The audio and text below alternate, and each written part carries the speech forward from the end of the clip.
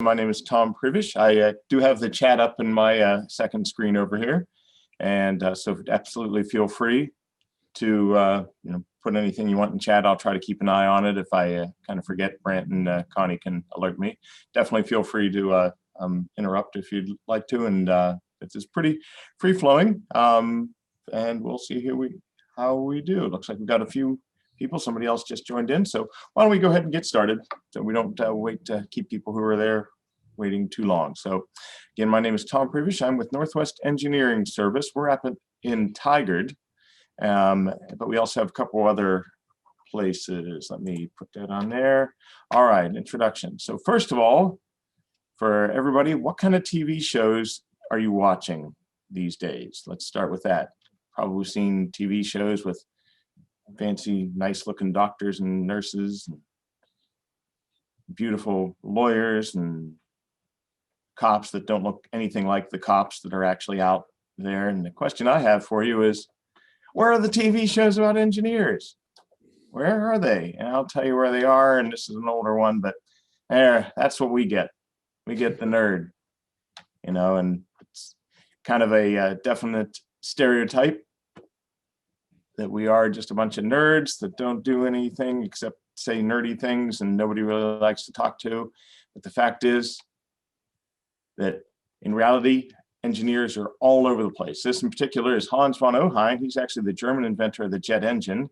I had the pleasure of working with Hans in 1980s when I was at the University of Dayton. He was one of the group of German scientists who came over after World War II.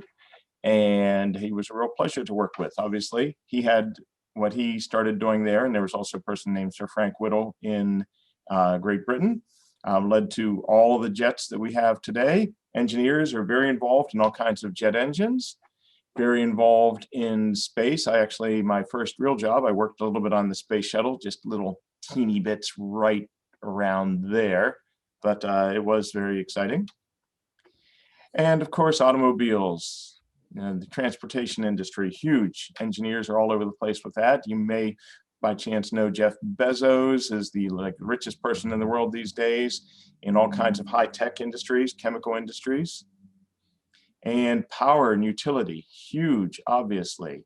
Building on the roads, all the civil projects, including things like, they're roller coaster engineers. They're all over the place. In reality, engineers are involved in everything. There isn't one single thing that you've touched today that was artificial, meaning man-made, that didn't involve some engineers somewhere along the process. So we need more engineers. So definitely want you to get interested in thinking about doing this for your life. It's a good thing to do.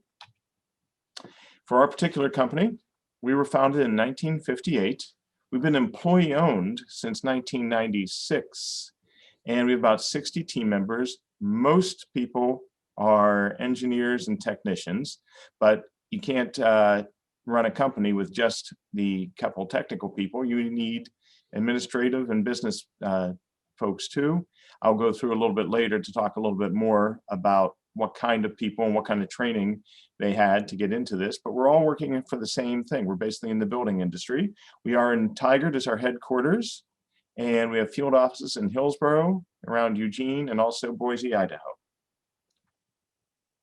Okay, we work in a lot of different market sectors.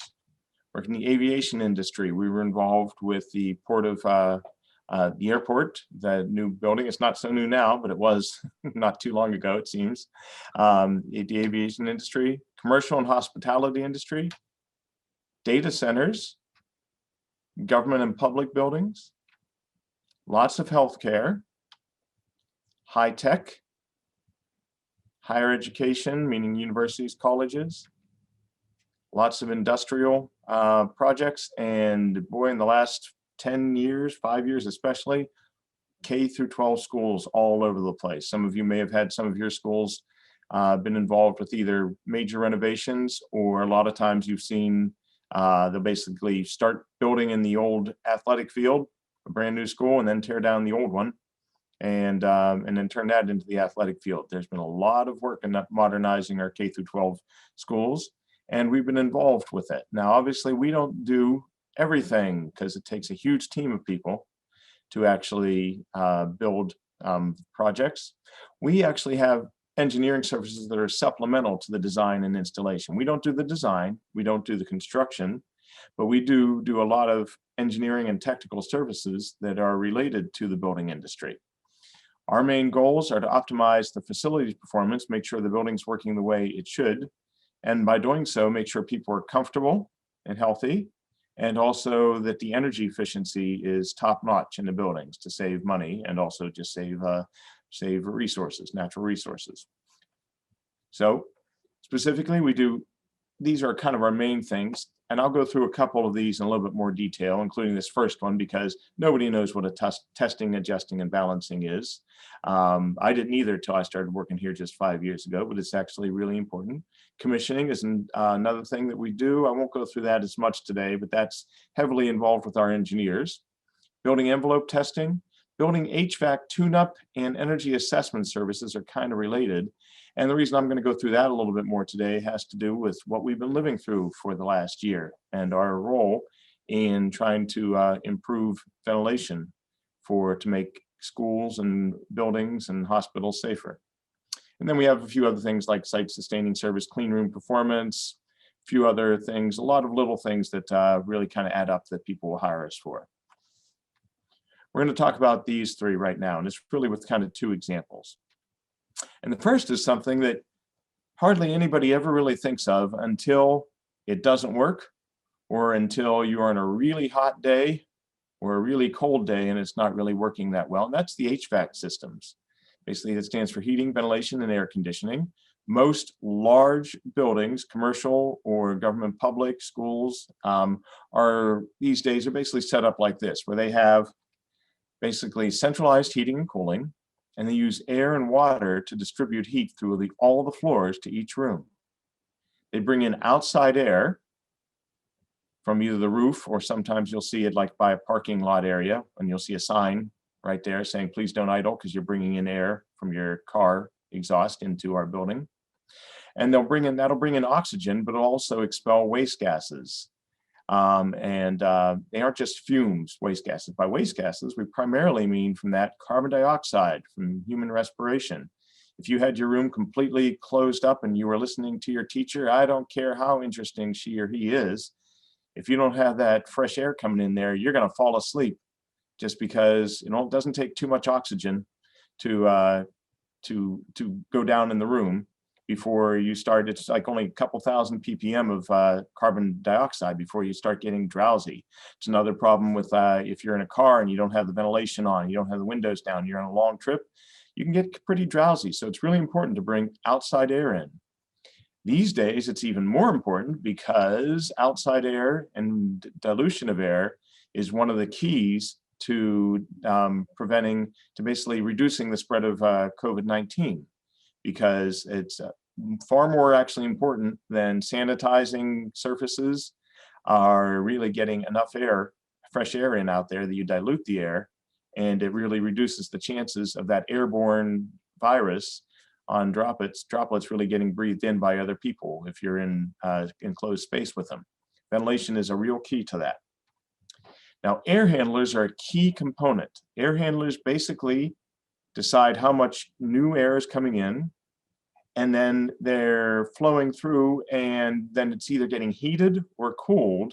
And so if you're, it's going to be very complex. Every one of these going to different floors and different rooms. It gets very complex very quickly on being able to have the right amount of fresh air coming into every room, the right amount of heating, and the right amount of cooling. And again, it's something people don't really think of, but it takes engineers and technicians just to really balance that out. And that's what testing, adjusting, and balancing really is. They basically go throughout the entire building, and they are actually checking for two things. One is pressures, and the other is basically the temperatures. We're going to talk about the pressure first. So I want you to think about two rooms in a hospital, and go ahead and get your chat boxes ready, because I'm going to ask you for the answer when I ask a question here, and I want to see what people think. Okay, one room in a hospital is the operating room. And in that room, you have a patient. He's got his chest wide open, and they're doing open heart surgery. A second room is a COVID-19 isolation room. where somebody's coughing and hacking up germs all over the place. 2 different rooms in a hospital. Now the question is, would you want the pressure in each of these rooms to be higher or lower than the pressure in the hallway outside of those rooms? So go ahead and just type a few things in the chat. What do you think? So, and let's start with the operating. In the operating room, do you think you want the pressure in the room to be a little bit higher or lower than the hallway? Lower, says Connie. Sorry, but my chat is disabled. I would probably say higher. Okay, good. Okay, by all means, yes. There's hardly any of us here, so if you don't be shy at all about unmuting and talking. That won't interrupt at all. So, okay, higher. You say. What do other people think? In the operating room, open heart surgery, wide open. In the hall, do you want that pressure? I kind of think lower. You think lower? Okay. Grant or Linda, do you have any ideas? What do you think? You want to stick your neck out? I think lower. Okay, we've got 3 lower, 1 higher. Not looking good for you, Parker, but wait a minute. I'll go with higher. Oh, okay. Yeah, Just Linda, to she's join. trying to bring it on there. All right. She probably read the context clues there that I was suggesting. Actually, higher is the answer. And again, this is something you don't think of at all because it's not really much of a pressure difference. If you've ever been maybe walking out from outside the street and you went to open a door to a store and it was a little bit harder to pull than usual, that means the pressure inside is a little bit lower than the pressure outside. And by a little bit, I mean it's enough to lift water about 1/10 of an inch. That's all the pressure it takes to make a door harder to pull. Likewise, if you've ever been in a store where you were out in the street and you went to walk in it and the door was cracked open a little bit, that means the pressure is actually higher inside the store because the door is not closing properly. Now, if I have a patient with open heart surgery and I have somebody in the hallway and that person coughs, I do not want the germs from that person out in the hallway to go underneath the door and go into the operating room because they could get into the patient there. So I actually want it higher in the operating room. So Parker and Linda, you get that one right. So it's higher in the operating room because that way germs will stay out. They go to a lot of work in operating rooms to get fresh air that's been scrubbed right above the patient. If you ever are in the operating room and they go in, you look above, you'll just see these big louvers right over top of you, along with all the lights and everything else that they're shining on you there. But because they're trying to keep the fresh air out over the patient and any contaminated air out of the room. All right, so this next question is easier then. You're in a hallway and there's an isolation room and somebody in there has big sign says, warning, COVID-19, do not enter. And you hear somebody hacking up a lung in there. You're walking in the hallway. Do you want that pressure in the isolation room to be lower than the hallway or higher than the hallway? You can go ahead, talk with the microphone or chat, whatever you'd like. Definitely lower. Definitely lower, exactly. You got it. Because if somebody's in there, you do not want the coronavirus, to basically come through the bottom of the door and go out into the hallway. You want it to basically be sucked up. And in hospital rooms, the most common place for the negative pressure to basically suck the air out is in the bathroom, which makes sense because you're getting rid of some of the fumes too. So it's very important to balance the flow rate coming out of the bathroom versus the flow in the hallways and the fresh air in the room, such that you have negative pressures. If somebody's coughing up the coronavirus, you want to basically stay in that room and then get sucked out through the filters up in the ceiling. You do not want it to get pulled out into the hallway by having a higher pressure in the room and a lower pressure in the hallway. So, and again, I didn't know that until just a few years ago when I started working here. Makes perfect sense. It takes real technical folks, engineers and technicians, to be able to measure that. And some not really complicated equipment, but a little bit complicated and very technical equipment, and a lot of training on how to use that equipment. Okay, so that already gave the answers, so we'll go through those. Okay, here's another one. So we talked about pressures. When you're doing testing, adjusting, and balancing, pressure is really important, but another is heating and cooling. You want to be comfortable in your room. So a very common scenario is you might have a big office building like this. You have people working all over the place, and somebody over here is just freezing. They're saying, for gosh sakes, turn up the heat. But somebody over here who's by the window and they're getting a little bit of sun coming in are saying, I am roasting, turn up the air conditioning. Well, so this person over here might be calling up the facility engineer saying, turn up the heat, and this person, turn up the air conditioning. For one thing, none of them are going to be happy at the same time unless there's different areas, and then the facilities engineer might just be blowing heat over here and blowing air conditioning over here. And as you can imagine, that's extremely inefficient. You're using up a lot of energy. That's one of the biggest reasons to do a testing, adjusting, and balancing. You don't want to have heating and cooling in different parts of the same room because you're wasting energy completely. You're pumping in air-conditioned air so it can sort of float over and then get heated up over in the other side. A big waste of energy. Also, we mentioned the outside air. Well, that's great to bring in outside air for ventilation, but think about like a winter time, like last week when it was so cold. If I'm bringing in a whole bunch of outside air, I have to actually heat it up. Or in the summer, if I'm bringing out a whole bunch of 95-degree air, I have to actually cool it down. That takes real energy to do. So I don't want to just bring in as much outside air as I can. I want to bring just enough to make the required ventilation standards so people are safe, but not so much that I'm wasting energy. Also, when an old building is being renovated, a lot of times you could have ducts that have been sort of blocked out or just dirty, and they might not be set properly. And to get the right airflow into the room to get more heating or more cooling, the facilities engineer might just turn up the fan. Well, when you do that, you're wasting a lot of energy. For every one time, every 100% that you turn up the fan, you're wasting 300% of the energy actually going into it, because that's how inefficient fans are, we'll say, compared to that. So maybe that doesn't sound like too much, but I'm going to go through something here where it says, oh, this is very important. And it's because this is from, I think these are 2017 graphics from the Department of Energy. And it basically says, in the United States, our energy consumption, 32% of our energy goes to industry, 28% goes to transportation, meaning automobiles, trains, planes, and things like that. 40% of the energy that we use in the United States just goes to buildings, keeping them hot or cool or keeping the fresh air in there. Of those, 22% is residential and 18% is commercial. So we primarily work in commercial building sector, larger buildings that are harder to actually balance. So if I take that 18% and I look at, well, where does that energy go?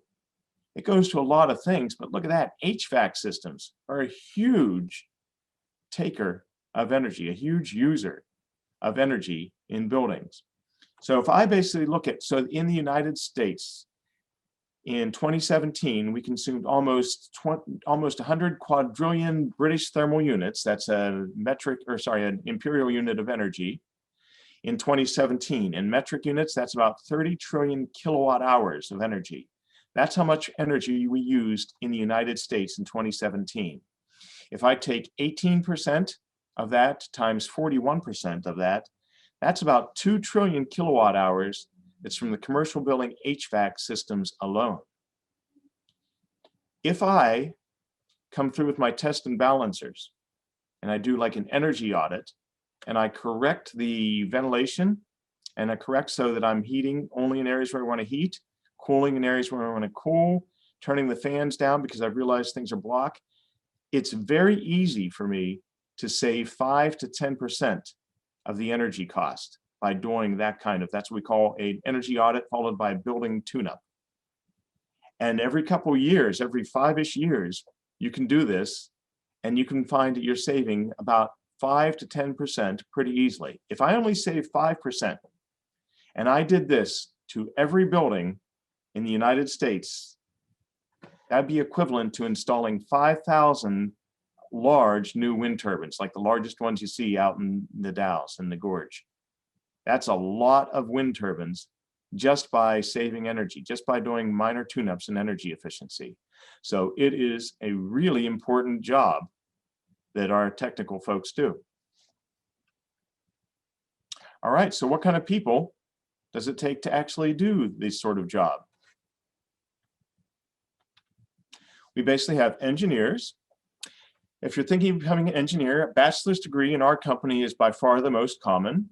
Sometimes there's master's degrees, occasionally a doctoral degree. I'm a doctor, but it's pretty rare in the construction engineering type business. But bachelors are pretty common. You basically go to school for 4 to 5 years. Typically, it's mechanical engineering that's focusing more on thermal and fluid systems, but also can be other things, civil, electrical, chemical, energy technology degrees, or it's sort of like a little bit less hard than full engineering, but more above just basically a technical trade on that. But they're also 4 to 5 years. All those type of folks typically will be the engineers that typically become commissioning engineers, and are a lot of times they're the ones who basically, like in our company, when it was started by 2 brothers who were engineers in 1958. Sorry, 2 friends, not brothers, that knew it was getting so complex that it took engineers to actually figure out how to tune up that building.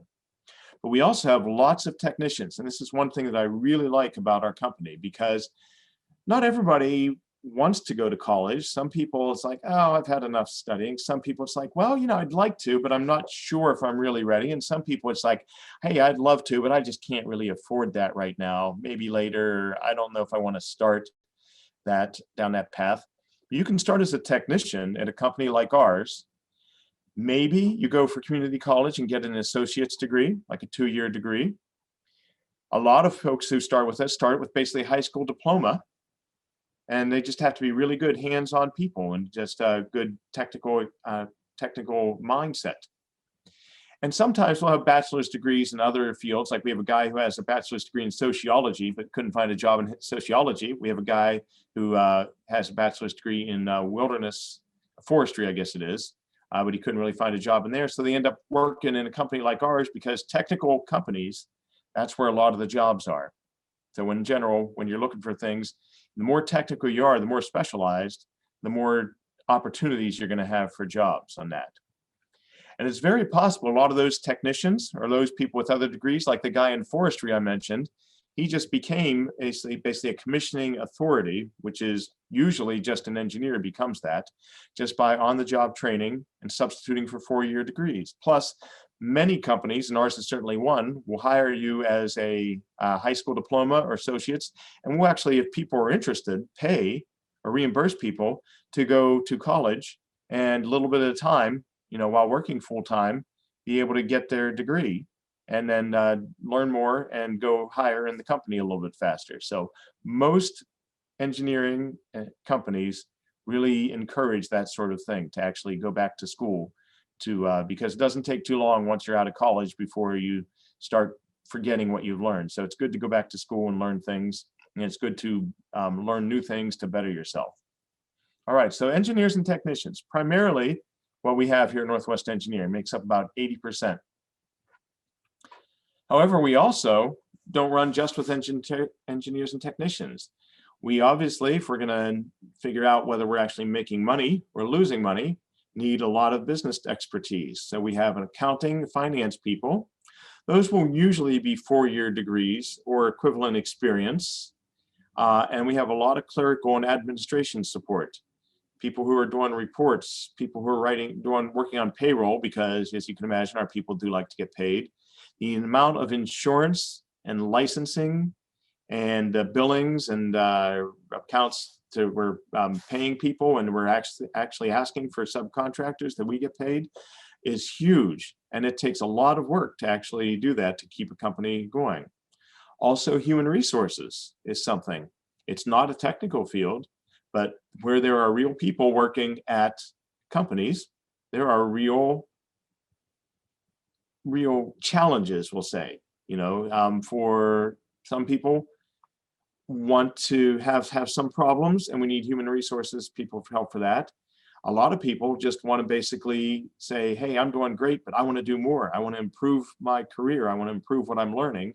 And you need the human resources people there to basically structure such that people can basically do more and more in their career and that they're more and more satisfied with their job. Also, those are the folks who often will basically be going out and they're looking to say, how do we be competitive to make sure that talented people will come to our company and not go to one of our competitors? These are the benefits we need to offer.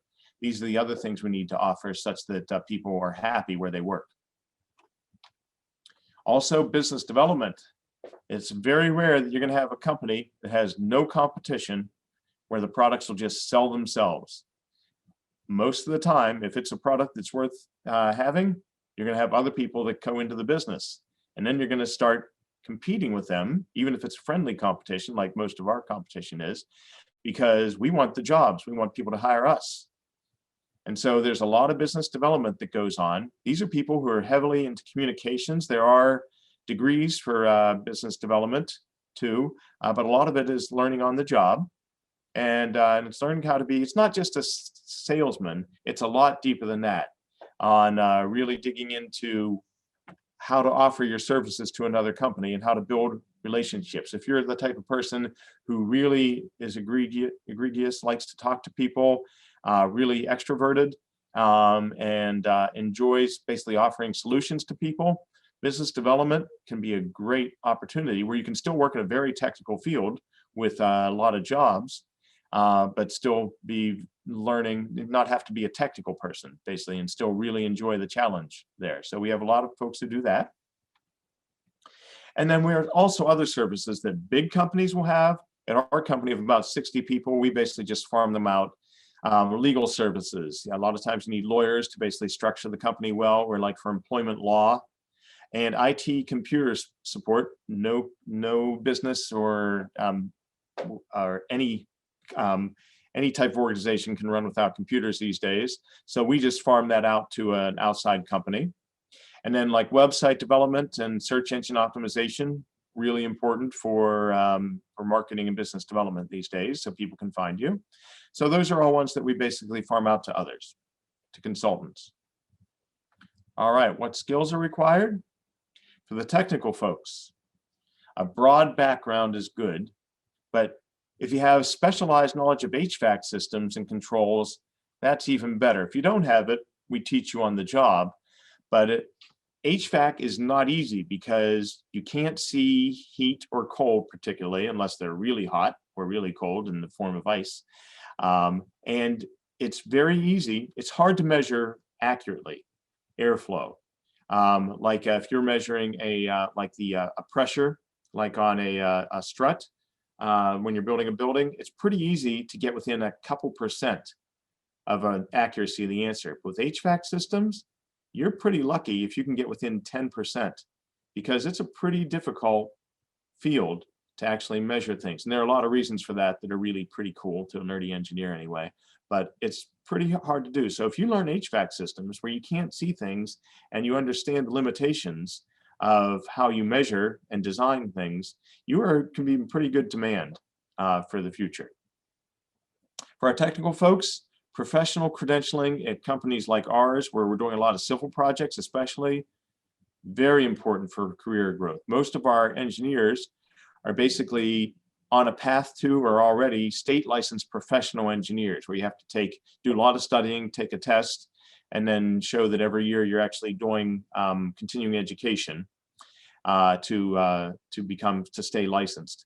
Even our technicians who may start without a technical degree, there are a lot of organizations that basically are out there to basically give tests and bestow credentials on technicians, saying these people know what they were doing. This is a ACG or NEB certified tab technician. And to get a lot of jobs, you need those type of people. So there's a lot of technical learning you have to do when you come to this field, whether you're an engineer or a technician, and quite a bit of continuing education, which again, that may sound daunting, but it's really, really good, and it helps keep people sharp for their entire lives. For non-technical people and for the technical people, both, what kind of skills we need? Integrity and honesty, the number one thing that we really do. Professionalism with everyone. Thorough and meticulous regarding safety and quality. You need the ability to interact with people under charged circumstances. A lot of times there's a lot of pressure in projects, and you need to be able to react with people calmly and to get solutions out on the table and solve problems with people who might want to be yelling at each other, or might want you to be maybe yelling at you, or might sort of induce you to want to yell back at them. You have to be calm and collected and just keep with the facts and diffuse situations. It can be pretty hard in certain jobs. You need to be ambitious, a self-starter with vision to improve. If you're going to be somebody who says, well, I'll show up and I'll do what they tell me, you're not going to get very far in any job, and certainly not at a company like ours, because we need people to learn what's going on and start taking responsibility for their own actions, because it really is a pretty hard technical area. And we need caring for people first, meaning your colleagues and also the clients. And then job overall, you really need to care about the integrity of your job and how good of a job you're doing. And then it's always a good idea to have a sense of humor and a willingness to have fun, because that really makes a much more pleasant work environment.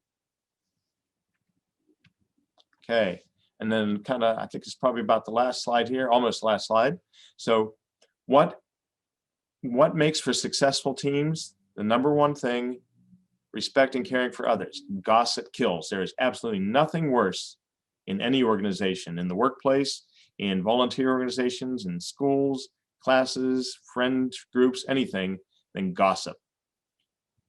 Don't go there. Don't participate in it, because that'll kill the successful team. Diversity. It's a phrase that's used a lot. What is diversity? You know, we got to get more diversity, diversity, diversity. What does it really mean? If you're thinking of it as, oh, we need to get more women and more Black people into the workplace, you're thinking about it wrong. Diversity, what that is not trying to say, well, we need to meet our quotas for the certain sex and color of skin. It means that we have to genuinely embrace and look for different cultures and backgrounds and skills, because it's those that are actually going to make a company most successful, for being able to do things a little bit differently. If we have a whole bunch of people that are just like me, guess what? We'll be able to do a couple things really well, but the company will actually fail, because I only have a limited mindset from what my experiences are.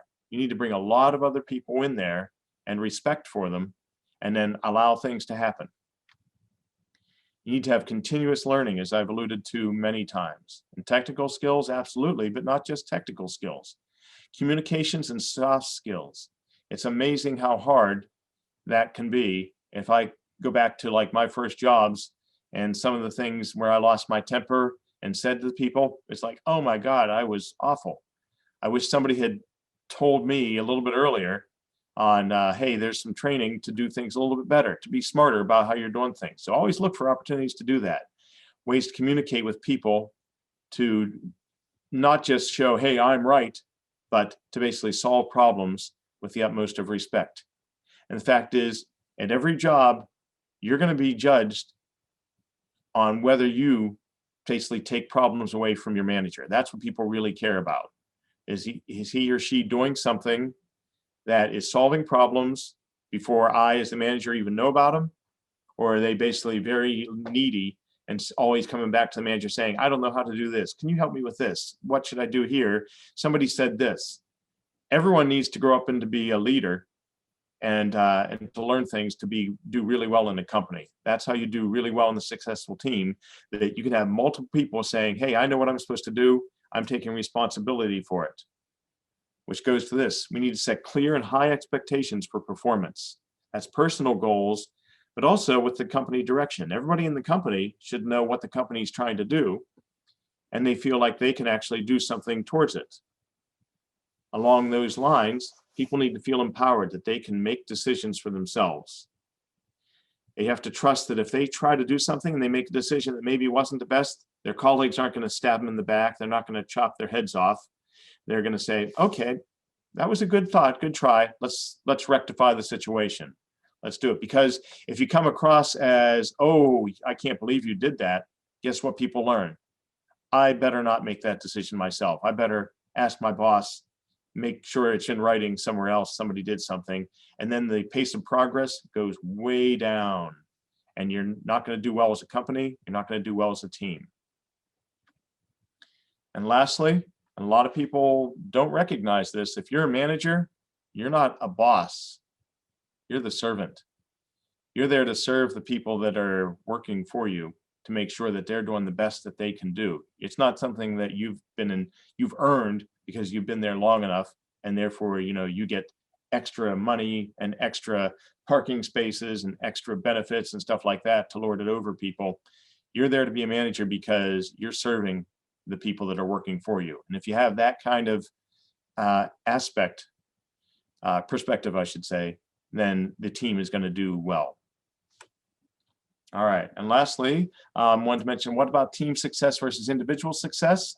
Well, that's true in any company. When individuals do well, the team is better. But I wanted to bring out for our company in particular, and it's something that you might want to start thinking about looking for someday as you start going up for jobs, is if you can find an employee-owned company, an ESOP, it brings a whole new level to the fact that you are working in a company and you are doing something, and your actions are having a direct effect on the company because you're a shareholder in the company.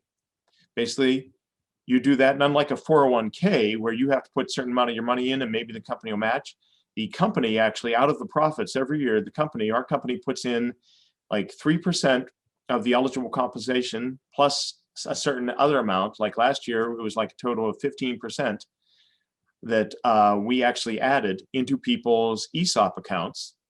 And then that builds year over year over year. So when you actually retire, the company will buy those back. And people at ESOPs typically have about, on average in America, 2.5 times as much at retirement as 401ks do, because of the way ESOPs work. And people are more satisfied at ESOPs because they feel like they're doing things. So again, certainly not necessary. There are more private companies and public places to work than our ESOPs. But if you are out there someday and somebody mentions that we're an ESOP, should tickle your ear a little bit, say, oh, wait a minute, I know something about that. Tell me more. And I'm really interested, because it can be a really good way to go. We own the company, all of us. I'm the president, but I actually own a little teeny bit of the company because I've only been here 5 years. People who have been here for 10, 15, 25, 30 years own a lot more of this company than I do. So ESOP, just one more that you might be familiar with, that you will be familiar with, just so you probably have never noticed this, but you will from now on. Winco, for instance, and there's a bunch of other ones, but they have this outside all of their buildings, an employee-owned company. So that has nothing to do with us, but just something kind of interesting for employee-owned, an employee-owned plug. All right, and with that, that's really all I have. So I appreciate you listening.